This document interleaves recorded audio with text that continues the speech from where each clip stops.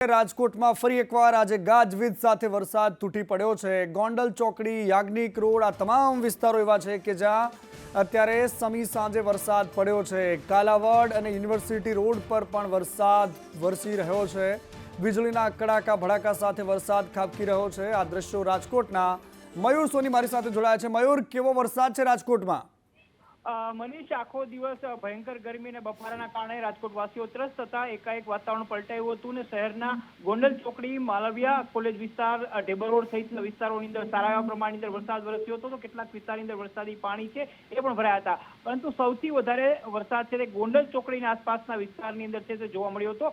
શહેરના Yagnik road, racecourse, Shastri Maidan સહિતના મધ્ય ભાગની અંદર વરસાદી છાંટા અને ધૂળની ડમરીઓ છે એ મોટા પ્રમાણની અંદર ઉડી હતી। હજુ પણ વરસાદી માહોલ છવાયેલો છે, ક્યાંક ક્યાંક છૂટાછવાયા ઝાપટા પડી રહ્યા છે, પરંતુ સારો વરસાદ છે કહી શકાય છે કે ગોંડલ ચોકડીના આસપાસના વિસ્તારની અંદર પડ્યો છે। ઠીક છે મયુર, વધુ માહિતી માટે આપના સંપર્કમાં રહીશું। આ કમોસમી વરસાદ છે ને રાજકોટ શહેરમાં વરસાદ પડ્યો તો પાણી ભરાયેલા જોવા મળ્યા છે। આ તરફ વાતાવરણ અંગે હવામાન વિભાગે આગાહી કરી છે। આગામી 7 દિવસ રાજ્યમાં વરસાદની આગાહી કરાઈ છે અને આગાહીમાં આજે સમગ્ર રાજ્યમાં સાર્વત્રિક વરસાદની આગાહીની વાત કરાઈ છે। કેટલાક જિલ્લાઓમાં વરસાદનું ઓરેન્જ એલર્ટ છે તો ક્યાંક યલો। આજે જૂનાગઢ, અમરેલી, ભાવનગર અને ભરૂચમાં ઓરેન્જ એલર્ટ આપવામાં આવ્યું છે। સુરત, તાપી, નવસારી, ડાંગ અને વલસાડમાં પણ ઓરેન્જ એલર્ટ આપવામાં આવ્યું છે। દમણ અને દાદરાનગર હવેલીમાં પણ વરસાદનું ઓરેન્જ એલર્ટ આપવામાં આવ્યું છે। વરસાદ કેટલાક જિલ્લાઓમાં યલો એલર્ટ સાથે વરસાદની આગાહી છે। માછીમારોને કાલ સાંજ સુધીમાં પાછા ફરવાની સૂચના અપાઈ છે।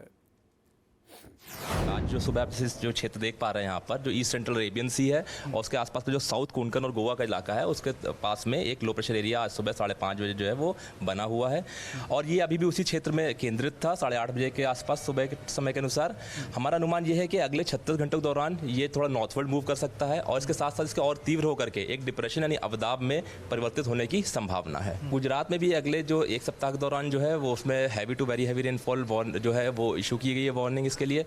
तो जो हमारा गुजरात और सौराष्ट्र का क्षेत्र है वहाँ पर जो है कुछ एक क्षेत्रों में भारी वर्षा के साथ साथ बहुत भारी वर्षा भी देखने को मिल सकती है अगले एक सप्ताह के दौरान में। कि 22 तारीख को 35 से 45 किलोमीटर से लेकर के 55 किलोमीटर तक की जो है हवा गति रह सकती है। इसके साथ साथ 23 तारीख को 40 से 50 किलोमीटर से 60 किलोमीटर तक की, 24 तारीख को 45 से 55 से लेकर गस्टिंग 65 किलोमीटर तक हो सकती है और 25-27 तारीख के बीच में ये 55 किलोमीटर से 65 किलोमीटर और गस्टिंग टू 75 किलोमीटर तक की स्पीड जो है रहने की संभावना है। हर जगह थंडरस्टॉर्म एक्टिविटी तो वैसे भी चली रही है, वेस्ट कोस्ट पर काफ़ी बारिश भी चल रही है।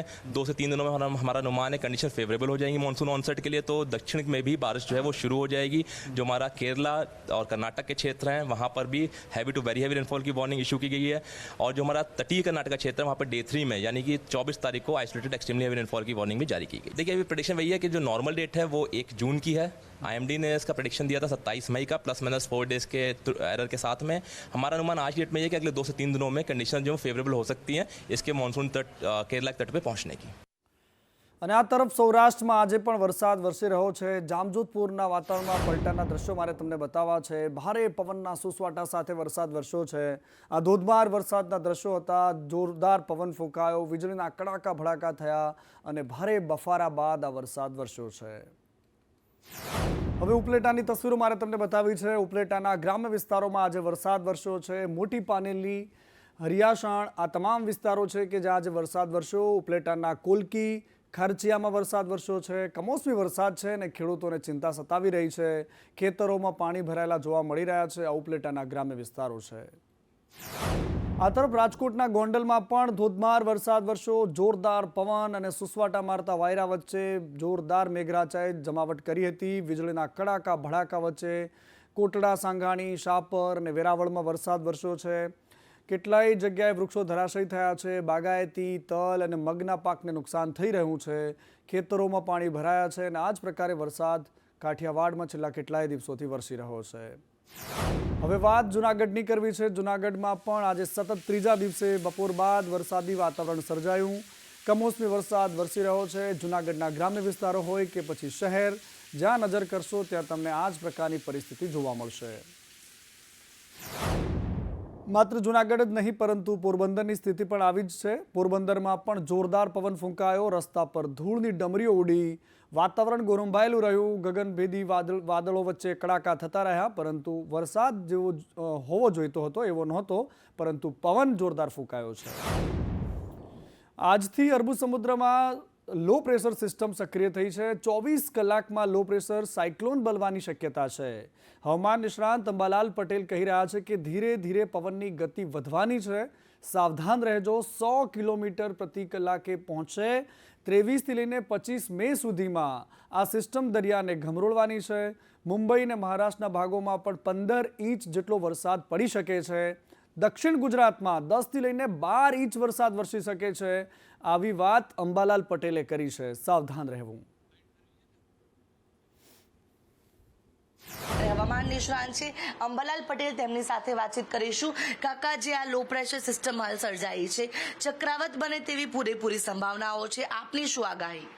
લગભગ 23 મે આજથી જ જે સિસ્ટમ છે બનવાની શરૂઆત થઈ જશે. લો પ્રેશર બનશે. કર્ણાટક, ગોવા અને મુંબઈના ભાગોમાં આ સિસ્ટમ બની શક્ય થશે અને લગભગ આવતીકાલ સુધીમાં ગેરમાર્ગ લો પ્રેશર બની તારીખ 24-25 સુધીમાં ચક્રવાત બનવાની શક્યતા રહેશે અને આ ચક્રવાતનો ઘેરો બહુ મોટો હશે અને લગભગ સાગર કાંઠે શરૂઆતમાં 50-60 કિલોમીટર ઝડપના પવન ફૂંકાશે. ધીરે ધીરે 100 કિલોમીટરની ઝડપના પવનો ફૂંકાશે અને તારીખ 24-25 સુધીમાં લગભગ રત્નાગિરી, મુંબઈ, મહારાષ્ટ્રથી માંડીને છેક ગુજરાત સુધીના ભાગોને ધમરોળશે. આ તરફ ઓખા કોસ્ટગાર્ડ દ્વારા માછીમારોને સાવચેત કરવામાં આવ્યા છે. અરબ સાગરમાં લો પ્રેશરને લઈને આ સાવચેતીના પગલાંના ભાગરૂપે જાહેરાત કરાઈ છે. ઓખા, રૂપેણ અને સલાયા બંદર પર એલર્ટ આપવામાં આવ્યું છે. માછીમારોને દરિયો ન ખેડવા માટે જણાવી દેવાયું છે. સમુદ્રમાં તુફાન આવવાનું છે તો તમે તમારા નજીકના બંદરગાહની તરફ વયા જાઓ. મચ્છીબોટ તમને ભારતીય તટરક્ષક તરફથી સૂચિત કરવામાં આવે છે કે અરબી સમુદ્રમાં તુફાન આવવાનું છે તો તમે તમારા નજીકના બંદરગાહની તરફ વયા જાઓ. અને ફરી એકવાર અમદાવાદના ગુરુકુળમાં હાઈરાઇઝ બિલ્ડિંગમાં આગ લાગે છે. એક સિલિન્ડર ફાટે છે અને ત્યારબાદ આ આગની ઘટના સામે આવી. જે લોકો હાજર હતા એમાં ફસાયા હતા, એમના જીવ તાળવે ચોંટ્યા. ગેસ સિલિન્ડરમાં બ્લાસ્ટ થયો અને ત્યારબાદ એસીમાં પણ આગ લાગે છે. ગુરુકુળની પૂર્વી એપાર્ટમેન્ટની આ ઘટના છે કે જ્યાં 8મા માળે આગ લાગી હતી. આગ લાગી અને ત્યારબાદ 9 અને 10મા માળ સુધી ફેલાઈ. આ ફ્લેટમાં જે લોકો ફસાયા હતા એમનું રેસ્ક્યુ કરવું પડ્યું. ભારે જહેમત બાદ 20 લોકોનું રેસ્ક્યુ કરાયું. 10 જેટલી ફાયર ફાઇટરની ટીમો આગ પર કાબૂ મેળવવા માટે મહેનત કરતી રહી અને ડીસીપી સફીન હસન સહિતના પોલીસના અધિકારીઓ પણ ઘટના સ્થળ પર દોડી આવ્યા હતા. પરંતુ આગની જે જ્વાળાઓ છે એ અમદાવાદ શહેર માટે નવી નથી, કારણ કે રોજ એક અઠવાડિયામાં એક સમાચાર આપણે એવા જોઈએ છીએ કે જ્યાં આ પ્રકારે ઊંચી હાઈરાઇઝ બિલ્ડિંગોમાં આગ લાગે અને અહીંથી લોકોને રેસ્ક્યુ કરવા પડે. ફાઇટિંગ કરી રહ્યા છે. 10થી વધુ ગાડીઓ અહીંયા છે. અમારા 50થી વધુ માણસો છે. જરૂરત હાઇડ્રોલિક પ્લેટફોર્મની મદદથી જેનું રેસ્ક્યુ ટેરેસ ઉપરથી કરવાનું તે બધાનું ટેરેસ ઉપરથી રેસ્ક્યુની કામગીરી પણ ચાલુ હાલતમાં છે. અત્યારે આગની અંદર જે સંડોવાયેલા લોકો છે એ લોકોને બહાર કાઢવાની કામગીરી ફાયર વિભાગ દ્વારા કરવામાં આવી છે. અત્યારે પોલીસ બંદોબસ્ત પણ રાખવામાં આવે છે જેથી કરીને કોઈ બીજી જાનહાનિ જે છે એ ટાળી શકાય. હદ ત્યારે થઈ ગઈ કે એક વિધર્મી મંદિરમાં તોડફોડ કરવા લાગ્યો. વડોદરાની આ ઘટના છે કે એક વિધર્મી દ્વારા મંદિરમાં તોડફોડ કરવામાં આવી. આ મામલે એસીપી એમપી ભોજાણીએ નિવેદન આપતા કહ્યું કે મરાઠી મોહલ્લામાં આરતી ચાલતી હતી અને આરતી બાદ ભજન સ્પીકર પર ચાલતા હતા. એ આરોપી છે જેનું નામ છે ઇરફાન શેખ. એ મંદિરમાં ધસી આવ્યો અને મંદિરમાં પડેલા સામાનમાં તોડફોડ કરવા માંડ્યો. અક્ષયને તેની માતા સાથે મારામારી કરી. હેડ કોન્સ્ટેબલ સાથે પણ એણે ઝપાઝપી કર્યાની વાત સામે આવી છે. આરતીના સમયે પોતે મંદિરમાં ઘૂસી અને જે આરતી કરે છે તેને એવા શબ્દો વાપરે છે કે આ રોજે રોજનું શું ધતિંગ કરીને બેઠા છો એમ કહી મંદિરમાં પ્રવેશ કરી ભગવાન રામજીનો ફોટો, પૂજાપો, લાઉડસ્પીકર અને બીજું એક સ્ટેન્ડ અંદરથી ઉચકાવી અને બહાર ફેંકી અને અંદાજિત 10,000 રૂપિયાનું નુકસાન કરે છે. આ મહિલા સાથે પણ ઝપાઝપી કરી અને તેમની સાથે નિર્લજ્જ વર્તન કરે છે અને મારી નાખવાની ધમકી આપે છે. આ તરફ બનાસ ડેરીના પશુપાલકો માટે એક આનંદના સમાચાર છે। બનાસ ડેરીએ દૂધ ખરીદની કિંમતમાં વધારો કર્યો છે। પ્રતિ કિલો ફેટે 25 રૂપિયાનો વધારો કરાયો છે। ભાવ વધારાની અસર ગ્રાહકો પર નહીં પડે। પશુપાલકોને દર મહિને વધારાના 25 કરોડ રૂપિયા ચૂકવાશે।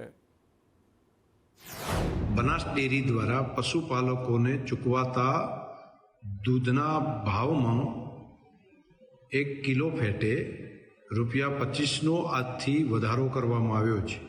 દૂધની કિંમતમાં કરવામાં આવેલો આ ભાવ વધારો તેની રકમ પશુપાલકોને 1લી તારીખથી 1લી જૂનથી લાગુ કરવામાં આવશે। પશુપાલકોને વધારે રકમ ચૂકવાશે, પરંતુ ડેરી દ્વારા જે દૂધના ગ્રાહકોને કોઈ વધારાની રકમ ચૂકવવી નહીં પડે। આ તરફ સુરતમાં ભારતીય જનતા પાર્ટીના જ એક નેતા પર ભ્રષ્ટાચારનો ગુનો દાખલ કરવામાં આવ્યો છે અને આ ભ્રષ્ટાચારી ભારતીય જનતા પાર્ટીના નેતા સુરત જિલ્લાના માંગરોળ તાલુકાના છે। બોરસદ દેગડિયા ગામના આશ્રમ શાળામાં ભ્રષ્ટાચાર કર્યો અને સરકારે મંજૂર કરેલા 9 ઓરડામાંથી માત્ર 8 જ ઓરડા બનાવ્યા અને આખો એક ઓરડો ખાઈ ગયા। આ મામલે સુરત જિલ્લા ભાજપના પૂર્વ પ્રમુખ હર્ષદ ચૌધરી સહિત 3 લોકોની ધરપકડ કરવામાં આવી હતી। આ ઘટનામાં બોરસદ દેગડિયા ગ્રામ પંચાયતના સરપંચ અને તલાટી વિરુદ્ધ પણ ગુનો દાખલ કરીને પોલીસે હર્ષદ ચૌધરી સહિત 3 શખ્સોની અટકાયત કરી છે। માંગરોળ પોસ્ટ વિસ્તારના બોરસદ દેગડિયા ગામમાં આવેલ આશ્રમ શાળામાં 2 સરકારશ્રીની અલગ અલગ યોજનાની 2 અલગ અલગ ગ્રાન્ટ હેઠળ કુલ 9 ઓરડા બનાવવા માટે ગ્રાન્ટ મંજૂર થયેલ હતી, જે પૈકી એમની તપાસ દરમિયાન 9ની જગ્યાએ કુલ 8 જ ઓરડા બનેલ છે અને એક ઓરડો બનેલ નથી। એ બાબતે ટીડીઓશ્રીએ ફરિયાદ આપેલ છે। ટ્રાઇબલ કચેરી ગયા। ટ્રાઇબલ કચેરીની અંદર એની પાસે અમે ખુલાસો માંગ્યો કે દેગડિયા બોરસદની અંદર જે 8 ગાળાની જે સ્કૂલોનું બાંધકામ થાય છે એની તમે મને માહિતી આપો। એટલે અમે તપાસ કરી, તેમાંથી અમને એવું જાણવા મળ્યું કે એક ઓરડો આખો ખવાઈ ગયો છે। એટલે અમે એની તપાસ ચાલુ કરી અમે લેખિતમાં આપ્યું, પછી અમે આવેદનપત્ર આપ્યું, પહેલી વખત આપ્યું, પાછું બીજી વખત આપ્યું, અમે સ્પીચ આપી, અમે કલેક્ટરને રજૂઆત કરી, ડીડીઓને રજૂઆત કરી, પ્રાંતને રજૂઆત કરી, અનેક જગ્યા પર રજૂઆત કરી, તેમાં આખું ભારે નીકળી આવ્યું। અમદાવાદમાં મેટ્રો કેબલની ચોરી થઈ ગઈ અને ત્યારબાદ મેટ્રોની સેવા પણ ઠપ થઈ ગઈ। એક અજાણ્યા શખ્સે કેબલ ચોરીને અંજામ આપ્યો, 500 મીટર કોપર કેબલની ચોરી કરી અને આની ફરિયાદ પણ થઈ છે। શાહપુર પોલીસે કેબલ ચોરીના મામલે તપાસ હાથ ધરી છે। ફરી કેબલ લગાડવામાં આવ્યા અને ત્યારબાદ અમદાવાદમાં મેટ્રોની સેવા ફરી પૂર્વવત થઈ। 8 કલાક સુધી મેટ્રોની ટેકનિકલ ખામી દૂર થઈ મહા મહેનતે અને ત્યારબાદ ફરી એકવાર મેટ્રોને શરૂ કરાઈ। અને નડિયાદમાં 8 મહિનાની બાળકીને કોરોના થયો છે। બાળકીનો કોરોના રિપોર્ટ પોઝિટિવ આવ્યો છે। તાવ આવ્યો હતો, હોસ્પિટલમાં દાખલ કરાઈ અને આ બાળકીને હાલમાં સારવાર હેઠળ ખસેડવામાં આવી છે।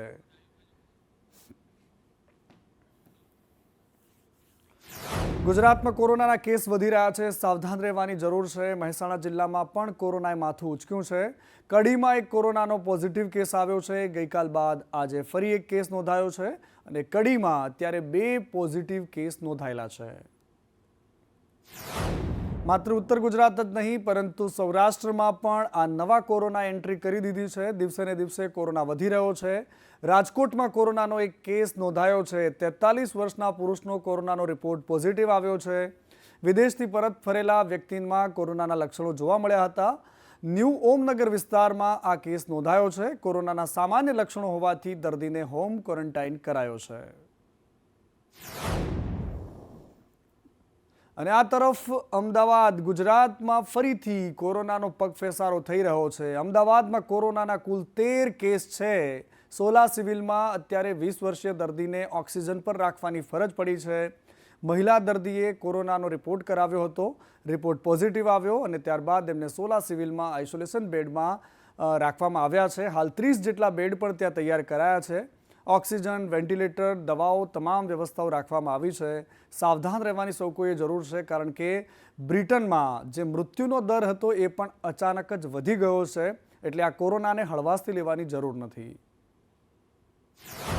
GMRS medical college civil hospital Sola ખાતે અત્યારે કોરોનાના કેસ જે રીતે વધી રહ્યા છે તે પ્રમાણે ગઈકાલે અમારી હોસ્પિટલમાં એક દર્દીનો રિપોર્ટ પોઝિટિવ આવ્યો હતો અને તે દર્દી અત્યારે અમારા હોસ્પિટલમાં આઇસોલેશન વિભાગમાં દાખલ છે અને એ દર્દીની અમારા ડૉક્ટરો દ્વારા પેરામેડિકલ દ્વારા તમામ તજજ્ઞો દ્વારા તેની સારવાર કરવામાં આવી રહી છે અને દર્દીને અત્યારે કન્ડિશન સારી પણ છે અને ટ્રીટમેન્ટ ચાલી રહી છે. દર્દી મહિલા દર્દી છે, તેને શ્વાસની તકલીફ હતી તો ડૉક્ટરો દ્વારા તેમને ઓક્સિજન આપવામાં આવી રહ્યું છે.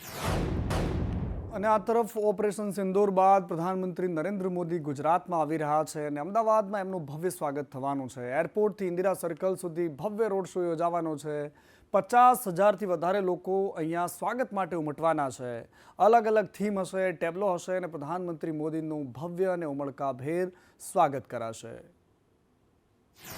26 તારીખે પ્રધાનમંત્રી શ્રી નરેન્દ્ર મોદી સાહેબ અમદાવાદ એરપોર્ટ ઉતરશે અને ત્યાંથી લઈને ઇન્દિરા બ્રિજ સુધી એક રોડ શોનું આયોજન કરવામાં આવેલું છે.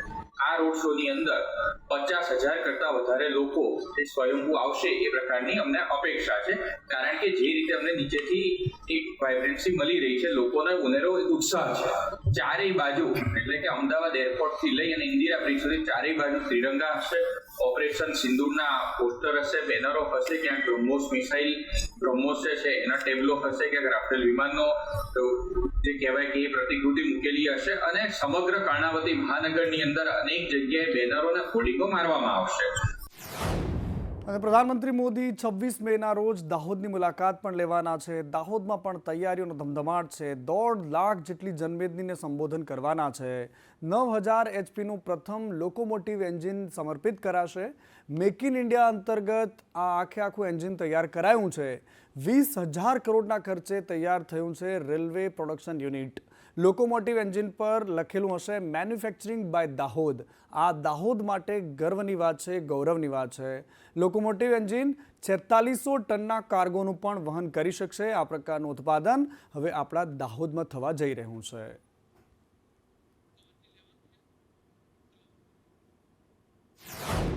દેશના વડાપ્રધાન નરેન્દ્ર મોદી દાહોદની મુલાકાતે છે. 26 તારીખે તેઓ દાહોદની મુલાકાતે છે ને અહીંયા બની રહ્યું છે 9,000 એચપી લોકોમોટિવ એન્જિન છે દાહોદની અંદર બની રહ્યું છે. તેની ઉપર પણ દાહોદ માટે ગર્વની વાત છે કે એન્જિન ઉપર મેન્યુફેક્ચર બાય દાહોદ લખવામાં આવશે.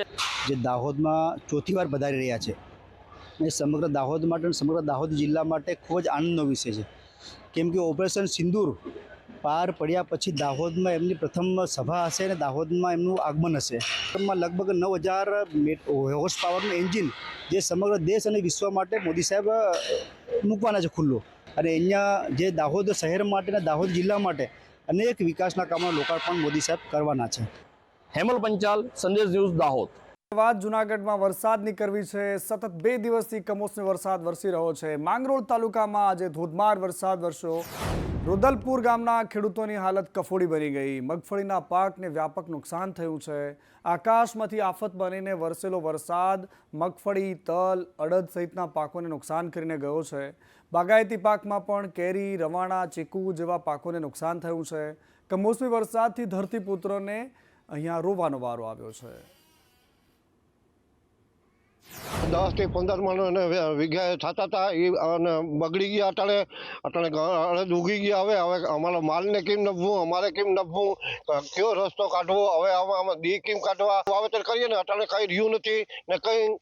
અટાણે વ્યાજે રૂપિયા લઈને અમારે વાવેતર કર્યું હતું. 5 વીઘાના અડદ હતા ત્યારે અમારા વ્યાજે પૈસા લઈ અમે અડદ વાવ્યા હતા. અડદ વાવીને મોલ તૈયાર કર્યો હતો. 2 થી 3 ઇંચ વરસાદ થયો. અટાણે અમારે નુકસાન બધી અડદ અટાણે ફેલ થઈ ગયા. હવે અત્યારે અમારે પૈસા કેમ ભરવા એ અમને ખુદને વિચાર થઈ પડે. આથી હળના ટ્રેક્ટરના બધાના દીધા હતા. અમે નથી અટાણે નુકસાન અડદનું થયું, મગનું થયું. કાલથી વરસાદ પડવાથી આમાં નુકસાન થયું છે ભારી. અડદ બધા પલળી ગયા. અડદ, મગ, બાજરા, તલ. અટાણે 10 થી 12,000 રૂપિયાનો વીઘે ખર્ચો કર્યો હોય. ટ્રેક્ટર, આ તે દવા બધું છાંટવાનો. પણ અત્યારે કંઈ આમાં થાય એમ નથી. હવે કંઈક સરકાર આમાં સહાય કરે તો ખેડૂતને કંઈક 2 પૈસાની રાહત થાય. આ તરફ બોરસદના નાપા ગામે દબાણોને દૂર કરવામાં આવ્યા. તંત્રે 50 વર્ષ જૂના દબાણોનો સફાયો બોલાવ્યો છે. દાંડી માર્ગ ઉપર 38 જેટલા કાચા પાકા દબાણો હતા જેને હટાવી દેવાયા. દબાણો દૂર કરીને 5500 ચોરસ મીટર જેટલી જગ્યાને ખુલ્લી કરાઈ છે. આ તરફ ઇમ્પેક્ટ ફીને લઈને અમદાવાદ મહાનગરપાલિકાએ એક મોટો નિર્ણય કર્યો છે. ઇમ્પેક્ટ ફીની મુદતમાં હવે 6 મહિનાનો વધારો કર્યો છે. અત્યાર સુધીમાં 72,000 જેટલી અરજીઓ આવી હતી, જેમાંથી 62,000 અરજીઓનો મનપાએ નિકાલ કર્યો છે.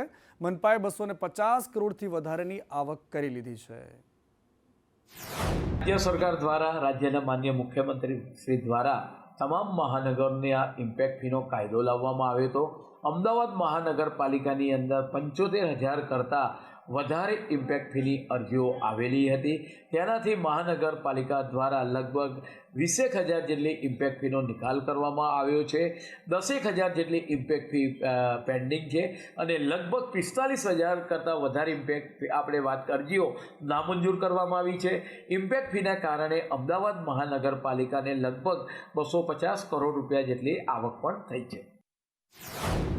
અને જૂનાગઢ શહેરમાં તમે રસ્તા પર નીકળો તો તમને કૂતરા કે ગાય નહીં પરંતુ સિંહ પણ મળી શકે છે. જૂનાગઢ શહેર છે કે જ્યાં સિંહ સોસાયટીમાં આટા મારે છે. વાળંદ સોસાયટીમાં સિંહ દેખાય છે. સિંહના આટાફેરાથી લોકોમાં ડર છે. સોસાયટીની ગલીઓમાં સિંહના આટાફેરા હવે જૂનાગઢમાં સામાન્ય થઈ ગયા છે, કારણ કે આ પ્રકારના દ્રશ્યો પહેલાં પણ સામે આવ્યા છે. પરંતુ આ સીસીટીવી દ્રશ્યો એ વાતની ચાડી ખાય છે કે હવે જંગલ વિસ્તાર આ જંગલના રાજાને ઓછો પડે છે અને એટલા જ માટે સિંહ શહેરમાં ફરી રહ્યા છે. અને આ તરફ કોબા પાસે મહાવીર જૈન મંદિરમાં આજે સૂર્ય તિલક કરાયું. મહાવીર ભગવાનને અહીંયા સૂર્ય તિલક કરાયું છે. બપોરે 2 ને 7 કલાકે સૂર્યના સીધા કિરણો એમના તિલક પર પડ્યા અને મંદિરના ગર્ભગૃહમાં સૂર્યના કિરણ પાડવામાં આવ્યા. દર વર્ષે 22 મે આ નજારો જોવા મળે છે.